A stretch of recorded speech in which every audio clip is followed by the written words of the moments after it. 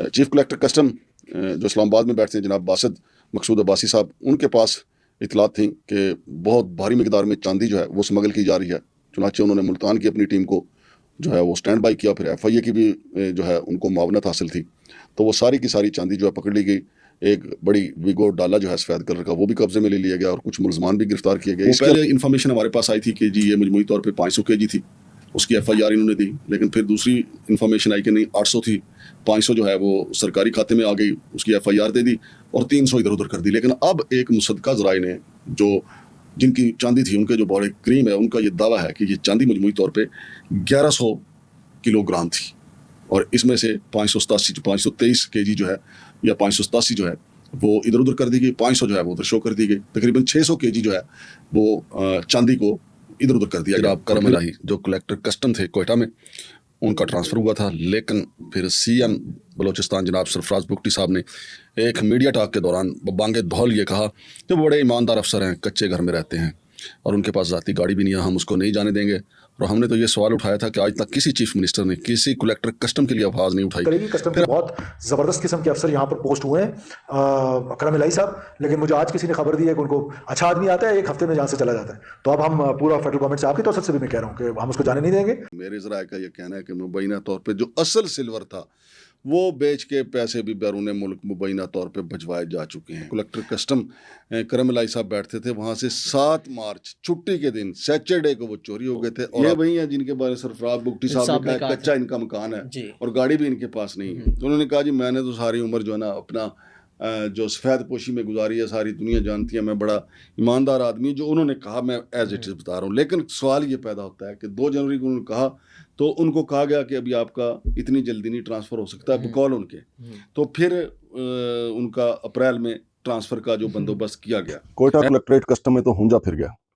इस दरवेश ने जो इंकशाफ किया था कि कौन कौन मुबैना तौर पर मुलव्वस है, तो चेयरमैन FBR और चीफ कलेक्टर कस्टम जिनके मैंने रिक्वेस्ट भी की थी कि करप्शन की फ्री हिट पूरे मुल्क में चल रही है, तो करप्शन की फ्री हिट तो थी, लेकिन ये जो 8 खिलाड़ी जो हैं जिनमें 5 इंस्पेक्टर हैं और 3 बड़े अफसर हैं, ये रन आउट हो गए हैं।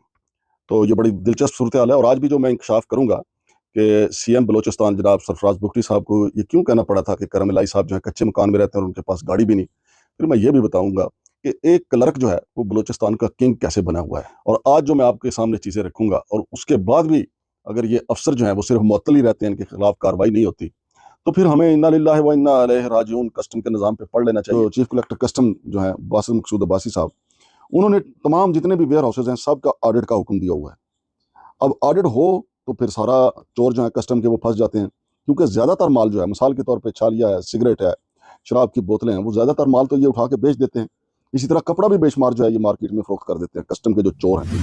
यही वो काले चोर हैं जो हमारी मईशत को दिमक की तरह चाट रहे हैं। कि क्या ये आग जो है इतनी अंधी हो चुकी है कि इसको कोयटा कलेक्ट्रेट कस्टम नजर आया, इसको अब डेरा इस्माइल खान नजर आ गया, पहले इसको इस्लामाबाद का G11 नजर आया था, लेकिन उसके ऊपर हमारा कोई भी अरबाब इख्तियार जो है वो इनको सजा देने के लिए तैयार नहीं है। इब्तदाई तौर पे 2 इंस्पेक्टर जो है वो गिरफ्तार किए गए थे और कस्टम के जो मुकामी अफसरान है वहाँ के, उन्होंने बड़ी कोशिश की थी कि इसके ऊपर पर्दापोशी हो सके, लेकिन अल्हम्दुलिल्लाह अल्लाह ने हमारी आवाज़ में तासीर पैदा की और हमने निशानदेही की कि ये कैसे हो सकता है कि 2 इंस्पेक्टर जो हैं आरफ जुमानी और समीउल्लाह चिकज़ई जो हैं वो इतनी बड़ी वारदात कर गुजरें। और इस बात के ऊपर हमारे इंटेलिजेंस इदारों ने भी कान धरा कि वाकई ऐसा तो नहीं हो सकता कि 400 kg जो है उसकी जगह जाली चांदी रख के 2 इंस्पेक्टर जो है वारदात कर जाएँ।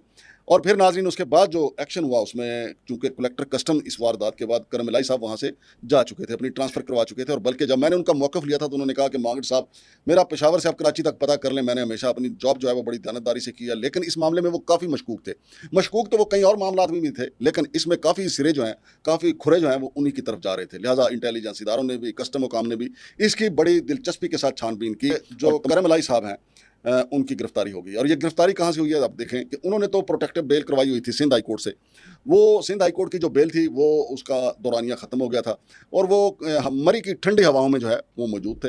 लेकिन आपको पता ही है कि फिर जब हमारे इदारों ने कार्रवाई करना हो, जब हमारे इदारों ने कानून पर अमल दरामद करना हो, तो फिर तो वो मुलज़िम को कब्र से भी निकाल लेते हैं। लिहाजा उन्होंने करम इलाही को मरी से ढूंढ लिया और मरी से करम इलाही साहब की गिरफ्तारी होगी। अब मेरे ज़रा ये बता रहे हैं कि दिन जो है वो बहुत कम है जनाब हमाद साहब के लिए भी और बाकी जो इसके करैक्टर हैं, चूँकि जो 2 मरकज़ी मुलज़म जो मौके से गिरफ्तार हुए थे, जिनके ज़िम्मे ये माफिया वाली वारदात लगाई गई थी, आरिफ जुमानी और इंस्पेक्टर समीउल्लाह अचकज़ई, तो उन्होंने तो सब कुछ बता दिया था कि जनाब ये मनसूबा कब बनाया गया। ये इस मनसूबे पे अमल दरामद के लिए 3-4 माह लिए गए हुई है, क्योंकि बहुत अच्छा इकदाम हुआ है कि एक बड़ा किरदार, पाकिस्तान में बहुत कम ऐसा होता है कि इतने बड़े ओहदेदार को पकड़ लिया जाए।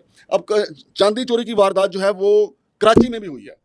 आपको फिर याद करा दूं, बिग ब्रदर को मैं फिर याद करा दूं, वहाँ पे कलेक्टर कस्टम है उमर शफीक साहब, उन्होंने प्रिंस जमशेद नामी बंदे को पकड़ के, बंदा क्या मतलब प्रिंस जमशेद जो है तो बंदा ही, लेकिन कस्टम का वो इंस्पेक्टर है, उसको पकड़ के चपेड़े मारी कि आपने चांदी क्यों चोरी की है।